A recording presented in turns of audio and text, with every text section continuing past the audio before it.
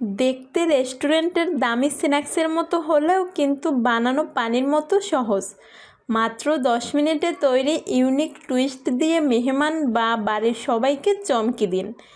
এত সহজে এমন দারুণ জিনিস কিভাবে বানাবেন তা শিখতে অবশ্যই ভিডিওটি দেখতে হবে। প্রথমেই একটি বাটিতে আমি দিয়ে দিচ্ছি 1 কাপ পরিমাণ আটা। আপনারা চাইলে এখানে আটার পরিবর্তে ময়দাও নিতে পারেন। লবণ দিয়ে দিচ্ছি স্বাদ মতো। এখানে আমি হাফ চা চামচের মতো কালো জিরা এখানে হাতে ডলে তারপর দিয়ে দিচ্ছি। হাতে এভাবে করে ডলে দিলে তাইলে ঘ্রাণটা ভালোভাবে বের হয়। এখন দিয়ে দিচ্ছি রান্নার রেগুলার তেল 2 টেবিল চামচ। এখন হাত দিয়ে ভালোভাবে ডলে ডলে মিক্স করে নিব। এখন এখানে কুসুম গরম পানি নিয়েছি। কুসুম গরম পানিটা অল্প অল্প দিয়ে সফট একটা ডো বানিয়ে নিব। ডোটা বানানো হয়ে গেছে। এখন ডোয়ের গায়ে সামান্য একটু তেল লাগিয়ে রেখে দেব 10 থেকে 15 মিনিটের জন্য।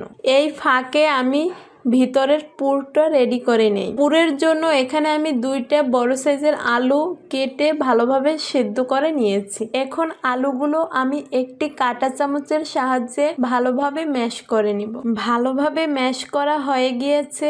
এখন আমি দিয়ে দিচ্ছি হলুদের গুঁড়া হাফ চা চামচ, মরিচের গুঁড়া হাফ চা চামচ, চাট মশলা হাফ চা চামচ, ধনিয়ার গুঁড়া হাফ চা চামচের একটু কম, জিরের গুঁড়া হাফ চা চামচ, কাঁচামরিচ কুচি দিয়ে দিচ্ছি 1 পিস, দিয়ে দিচ্ছি ধনেপাতা কুচি, দিয়ে দিচ্ছি পেঁয়াজ কুচি আর দিয়ে দিচ্ছি কর্নফ্লাওয়ার। এখানে আমি 2 চা চামচ কর্নফ্লাওয়ার দিয়েছি। এখন আমি সবগুলো উপকরণ ভালোভাবে মিশিয়ে নিব।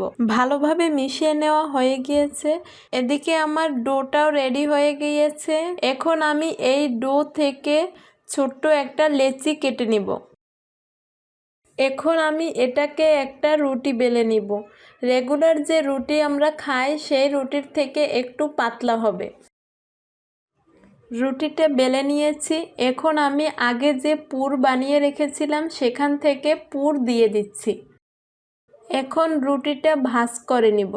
রুটিটা ভাঁজ করে নিয়েছি। এখন একটি পিৎজা কাটারের সাহায্যে রুটিটা কেটে নেব।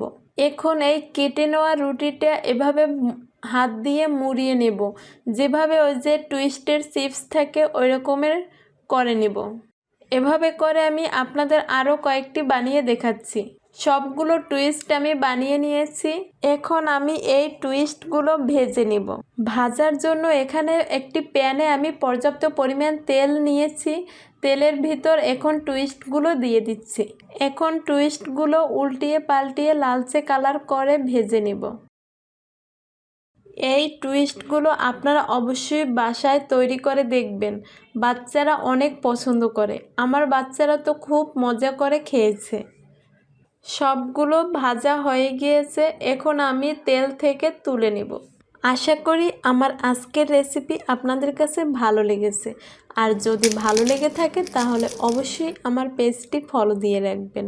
আজ আল্লাহ হাফেজ।